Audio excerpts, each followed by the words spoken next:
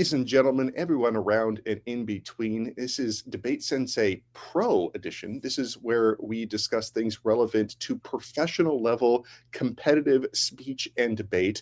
I have with me the 2019 Toastmasters World Champion, Aaron Beverly. Thank you for being with us, Mr. Beverly.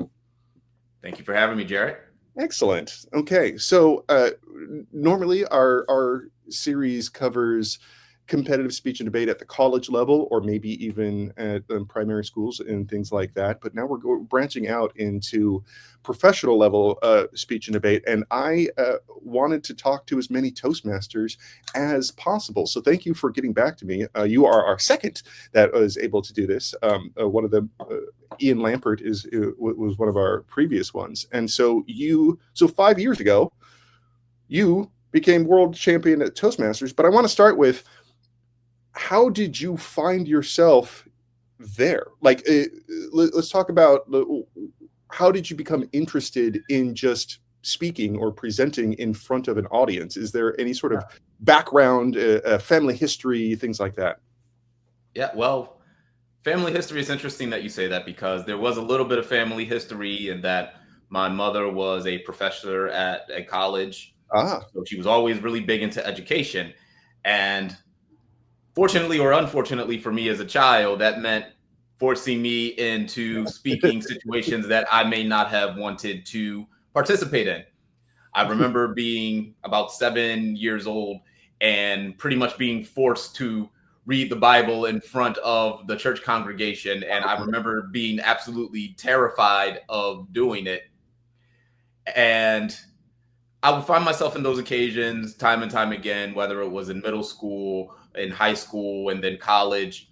But it was around the time in college where I really made the conscious decision of getting involved in public speaking. And that came because of the Great Recession.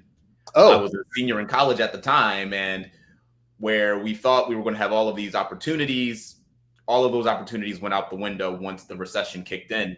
My goodness. So I needed a way to stand out. And it just so happened that I had a professor at my school who just so happened to be the former president of Toastmasters International. He introduced me to it a couple years prior, and then I joined, and I knew public speaking was something that could help you stand out. So I joined Toastmasters in 2009, and I haven't looked back since. Well, let's give your alma mater a shout out. Where did you go to college? A world famous school called Central Pennsylvania College. Okay.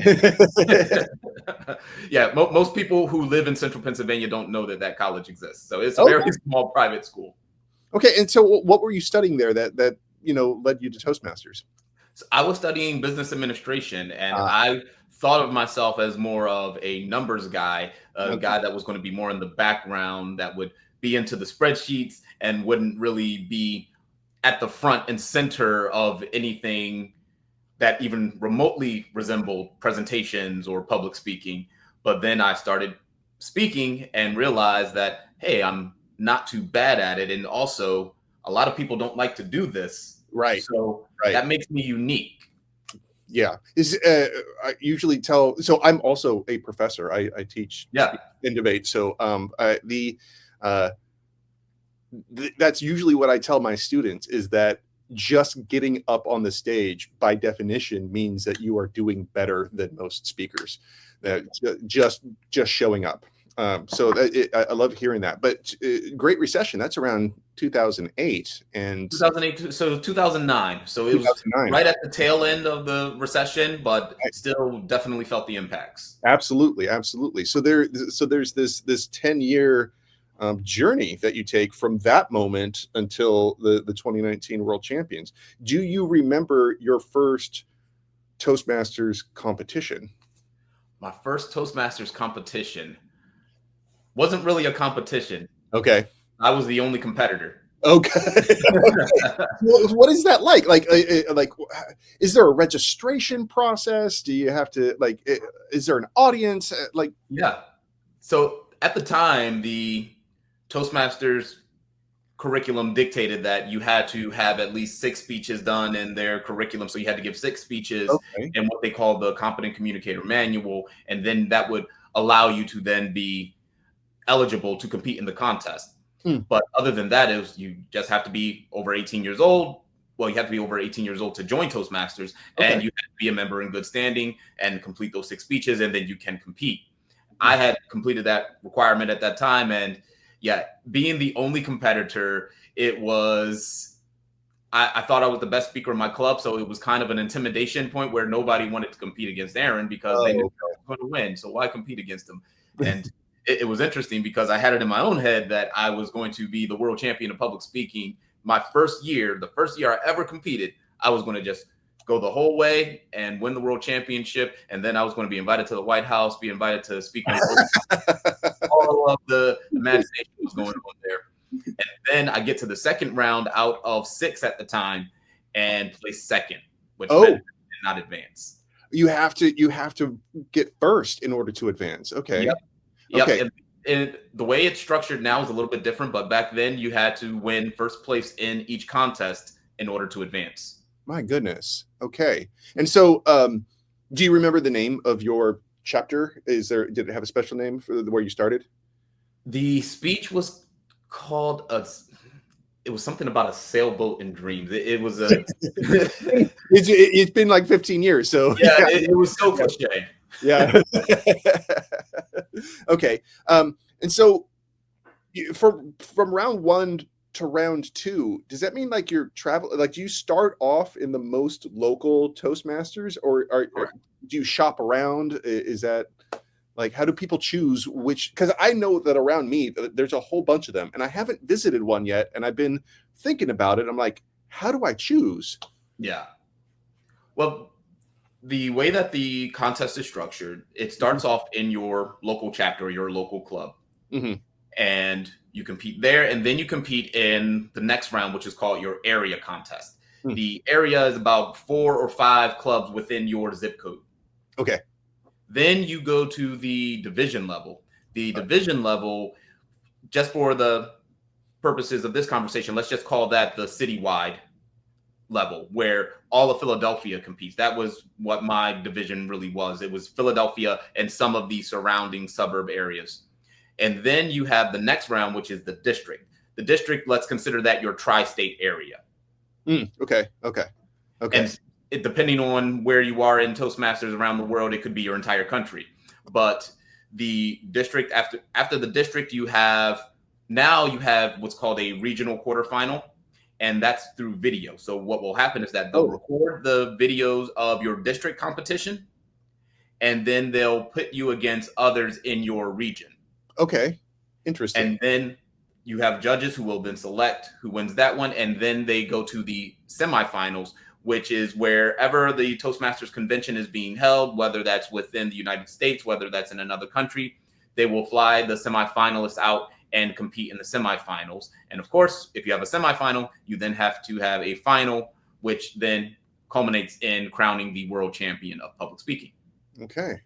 So if Toastmasters is recording it, now does Toastmasters provide all of the recording equipment? Because we have online competitions, and one of the things is the varying video qualities, and people are worried that might affect judging. Is that taken into account?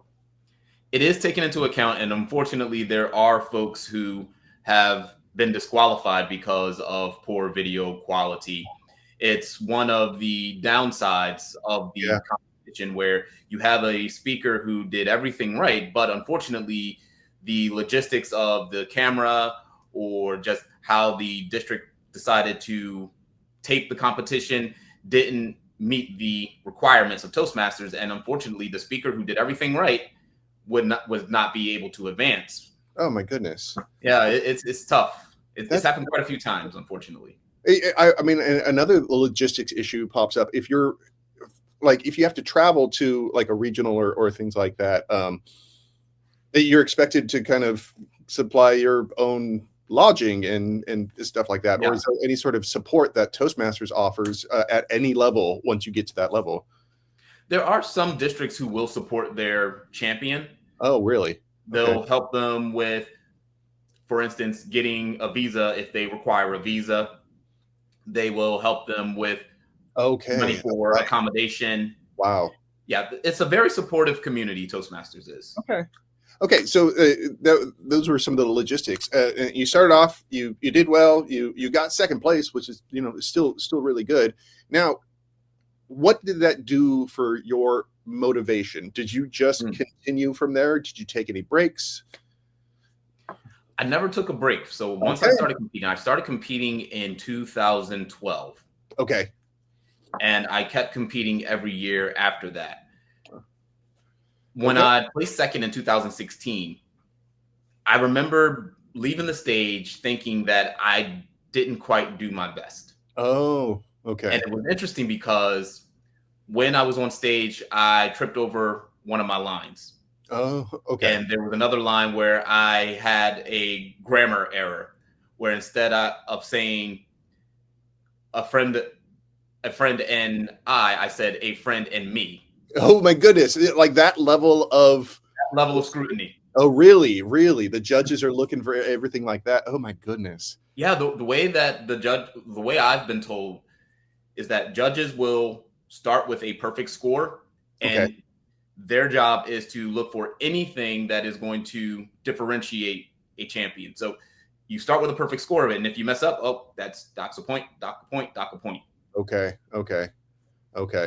How many judges are there usually at, I don't know, the various different levels of competition? Now that one, I'm not quite sure. Oh. At the very least, you have to have an odd number. Okay. And it's a point total, the judging ballot is. So they will have a tie-breaking judge if it comes down to that. But the judging is, Toastmasters tries to keep it as secretive as to who the judges are, because the judges are supposed to be anonymous and you're not supposed to know how the judges have ranked you. So yeah, I'm not too sure about how many judges. I'm just trying to impress the entire audience, and hopefully I can touch some judges along the way.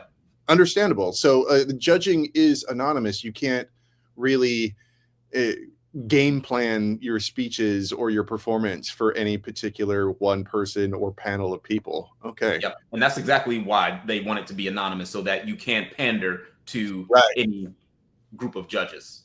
Right. Okay. So you started in 2012. You got second place in 2016. What was that journey like? So I'm assuming that like once a year there's like a season, right? A competitive season. Okay.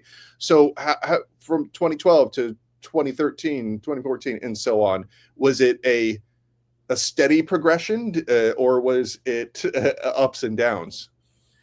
It was definitely, I would say that it was a steady progression and then a little bit of up and down. Okay. And what I mean by that is 2012, I compete. And I told you how that ended with me coming in second place in the second round out of 6 at the time. Then I decided to get a mentor in 2013 who told me about the fundamentals of public speaking and the fundamentals of storytelling. And I took those lessons, and from 2012 to 2013, I went from not being able to get out of the second round to getting all the way to the semifinals that very next year. Nice. Very good.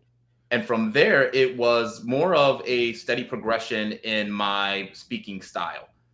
So I had to find a way to become more of myself on stage instead of trying to emulate or imitate my mentor or some other famous speaker like Tony Robbins. I did have a spell where I tried to be more energetic like Tony Robbins, and that is not my style. Right. Tony Robbins is Tony Robbins. Aaron Beverly is Tony Robbins. Is mentorship pretty commonplace for the highest level competitors, or it is? Yeah. So it's pretty standard to find a mentor. Yeah, it's a lot of champions will have had a mentor. Usually it would be another world champion or someone who has been in the contest and has been to either the semifinals or the finals. Okay. And my coach and mentor, his name is Dilip Abesekara. Okay. He was the guy that introduced me to Toastmasters, that professor at my school who introduced me to Toastmasters. And he just so happened to place second in the international speech contest all the way back in 1992. Wow. So he knew the ins and outs. He knew what needed to be done. He knew the fundamentals of public speaking and storytelling. So he was a great teacher for me. And with those lessons, I just took it, applied it for 2013, 14, and 15. And I would say it was around 15 where I really started to learn the power of telling my own story. Got it. And I used that in 2015 and then 2016 and beyond. Okay. When you are putting together these stories, are there, you mentioned that there was like 6 different types of speeches. Are all 6 of them featured in competitions, or do you choose one? Is there only one, or like, what's that like? There are different types of speech competitions in Toastmasters. So the international speech contest is the big one. Okay. And that is where you really have you have free reign of what you want to talk about. Mm-hmm. You typically will have a motivational or inspirational component to it, but there are no restrictions about what you can talk about. You really just are at the mercy of the audience of whether, or the judges, whether they like it or not. Okay. Then the other competitions are more local. So they stop at the district level. Got it. You have the table topic contest, which is impromptu speaking. Okay. You have a humorous contest. You have an evaluation contest. There are some districts that will do a tall tales contest. And those are usually the big contests that will happen at the district level. But the biggest one of them all is the international speech contest. Okay. And are you able to carry over those speeches into it? Like, do you choose one from there? Yeah. Okay. Okay. So there are rules for the speech writing, okay, or the speeches that you give. Generally, you should come into a Toastmaster contest season with 2 speeches. So you can use the same speech round after round after round. And that's something that I would recommend for anyone who wants to compete in the international speech contest, to use your one speech as much as possible until you get to the finals. When you get to the finals, it has to be a completely different speech. Interesting. Okay. Like, so you have this one speech in your back pocket that you're hoping to give, and the speech that you're giving over and over and over again is like, okay, would you have your strongest speech leading up to the finals? Yeah. Okay. And that is one of the biggest tips for anybody who asks me about competing in the international speech contest. They always ask me, "Oh, Aaron, I want to have this really good speech and use it for the finals." Okay. And my thought process is, well, you're in the club contest right now. I would suggest using your strongest speech first. Okay. Always lead with the best speech. The best speech goes first. That is the mantra that I use for the international speech contest. Because if your best speech can't get you to the world championship, then your second best speech wasn't going to get you to the world championship. Right. I had a debate coach that said basically the same thing, that like you always have students like, which argument should I start with? I'm like, you start with the best one. you set the tone, and then everyone's like, oh, that's brilliant. And then you follow it up with one that may not be as good, but still impressive, right? You're setting up your credibility, and it's that credibility that carries you probably, not more than your speech, but like you don't get there without that level of credibility. That's what opens the door. Yeah, it's what opens the door. Okay. So there is different types of speeches, like in college level competition, we have informative and persuasive, and we do have a humorous event we call speech to entertain. Is there, when you choose one, is there one type that tends to perform better at that level? Like humorous or dramatic might be like one breakdown. Toastmasters tend to go more of the humorous route. Okay. And it's usually more lighthearted. I know I see a lot of comments on YouTube for a lot of the videos, and there are people say that, well, this is just comedy or bad stand-up. Yeah, I see that one fairly a lot. And sometimes the humor can be an acquired taste. And nobody in Toastmasters is a professional comedian. But one of the things that we have been taught as speakers, and not just in Toastmasters, but in many other organizations that promote public speaking, is that you want to connect with your audience. And one of the best ways to do that is through a little bit of lightheartedness and a little bit of humor. Okay. It's just one way to break down barriers and break down anything that may be preventing the audience from connecting with you. It's a way to tear down some of those emotional barriers. Right. In college competition, the audiences tend to be pretty small. What's the audience like at a final round for In a Toastmasters? final round, Yeah. In a final round, you typically can get anywhere between 1,500 to 2,000 people in the audience. The year that I won, it was about 1,700. And that was only because the next year, Toastmasters was going to go to Paris. And everybody wanted to save up for Paris. Unfortunately, we didn't go because we all know what happened in 2020. Yes. Paris got canceled. Okay. Pandemic. So between 2016 and 2019, right? Like you hit second place. Yeah. And it sounds like you're like, not good enough. I want to grab that brass ring. What was that like, getting that final stretch? It was interesting because when I placed second in 2016, I told you that I left the stage with a little bit of that regret that I didn't do my absolute best because I started getting into my head because I had messed up a couple times in my speech. I said to myself, I want to give the best speech that I can for that speech at that time. That was my goal. And I went into 2017 with that mindset.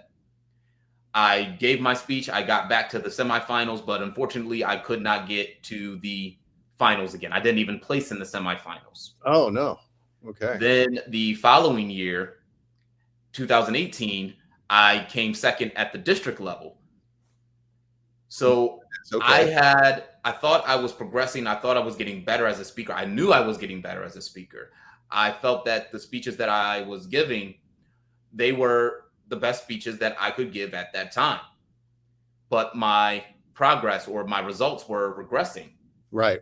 It came to a point where in 2018, I was a little bit depressed because I didn't think that I could win the world championship because there were going to be new rules. They were going to start using that video quarterfinal round, and all of that changed. I just knew I wasn't going to be the world champion. But then it was interesting because that was the year in 2018 I competed in another contest for the first time. It was the only time I had ever competed in any other contest other than the international. I competed in the evaluation contest. Okay. And I won that at the highest level that you could go in the first year that I competed. Okay. And I remember it was about 6 months after feeling bad about placing second in the international round that I looked at that first place trophy for the evaluation contest. And I thought to myself, wow, I remember when I first competed in the international speech contest, I thought I was going to get it done in my first year, and I didn't. But here I am, mad that I placed second in the international, even though I won the evaluation contest in my first year. Okay. What's the difference between evaluation and international? So evaluation, you'll have a speaker speak, and then you'll have the contestants evaluate that same speech. Oh, okay. So it's more like a peer evaluation than judges. Okay. So like your peers are looking at you saying, "This guy's got it." That's nice. That's a great feeling. That's got to be awesome. Okay. Yeah, and you still have the same well, not the same judging criteria, but you still have judges that are in the audience and they're still evaluating you based off of your evaluation. And it's still that same dynamic is still the same. The logistics change a little bit because obviously you don't want to have your opponents hear your evaluation because that'll be a bit of a disadvantage for the person who goes first and a great advantage for the person that goes last. Right. But yeah, that's generally how the evaluation contest will work. And I remember seeing the trophy for the evaluation contest on my counter and saying to myself, my mindset is all wrong. I need to approach next year a little bit differently. In 2019, I decided that for the first time since competing that I was not going to make it my goal or my New Year's resolution to win the World Championship of Public Speaking. I had done that every single year before that. Right. And the year that I decided to not make it my goal to win the World Championship of Public Speaking and focus instead on growth as a speaker, that was the year that I won the World Championship of Public Speaking. Okay, I was watching your speech as well, and it was a beautiful personal story. Are personal stories like do they tend to perform well at these Yeah. competitions? Yeah. So, do people have alternatives to personal stories? More, like just life advice that isn't as personal, but more like focused. The International Speech Contest has evolved over the decades. Mm. I have a DVD set of the speeches from 1986 all the way up to Oh, 2011. oh, It's the top 3 winners from each of those years, and it's really interesting to see the styles of speaking that was done in the past. You still had that touch of humor. Over the years, the humor started to become more and more of a focus in these speeches, but there was also a dynamic of not going too deeply into your personal stories. There was a touch of personal okay. and a little bit of humor, and now it's kind of evolved where it's almost purely a personal story, Oh, and it's a lot more humor. Usually that humor is poking fun at yourself in your personal stories. okay. Well, so you you found a way to kind of center yourself and it paid off. So what has happened since the 2019, other than the pandemic, of course? How has this changed your life? It's interesting because a lot of people ask me that question of how has Toastmasters changed your life? And or how has the winning the world championship, I should say, how Right. has it changed your life? And I tell people that winning the world championship itself hasn't really changed my life, other than that there are more people who know who I am and want to reach the goal that I reached. Mm, What changed me was the process to get to the world championship of public speaking. okay. It really helps build your character because I'll tell people, and the same way that it was told to me, competing in the international speech contest in the world championship of public speaking is not for the faint of heart, Okay. because you have to go out, you have to practice your speeches, you have to get evaluated time and time again. And all of the evaluations are not going to be good. You're Right. not going to love everything that anybody has to say about your speech. But if you can get over that, you can just kind of quell your pride a little bit. You start to grow as a person. You start to see other perspectives and you start to understand how to connect with different audiences in different ways. Mm, So that's something that I really embraced, and it helped me grow as a person, as a professional. I'm able to take that confidence to my everyday life. And so that's what changed me. mm, Not necessarily winning, but the journey to winning. okay. Well, you said that when anybody wins a world championship, they are often sought out for mentoring. Has Yeah, anyone sought you out for that role? they have, and there have been some folks who have gone all the way, and Okay. then there have been some folks who haven't quite gone all the way. It really does depend on the person, and I always tell people, and I firmly believe this, is that the skill is great, but you have to have a little bit of luck. Right, of course. I mean, like public speaking is somewhat random. I mean, um, it's an art form, and people are judging art forms. There's no Exactly. formula that you can just plug in order to do it. It's not the same thing as think about the Olympics, right? If you're doing gymnastics, that's judged Yeah, versus basketball. It's like you see the ball going through the hoop and you just count up how many times that happens. It's a different sort of evaluation that way. exactly. Right, right, right, right. So, professional life. Does coaching others play a role in your life? Is this a major part, or is it more of a side thing that you do? It is a side thing that I do, Okay. but it's also ingrained within my career. So I'm a project manager. Okay. I work for a consulting firm, and I have to use my communication skills all the time. Right. And I have Toastmasters to thank and the International Speech Contest to thank because I had the confidence to go in and say what I need to say and do it effectively. I can do it concisely and I can get to the point. So when I'm speaking, I always go into that, I call it my Toastmaster mode. Right. So I have something to call upon.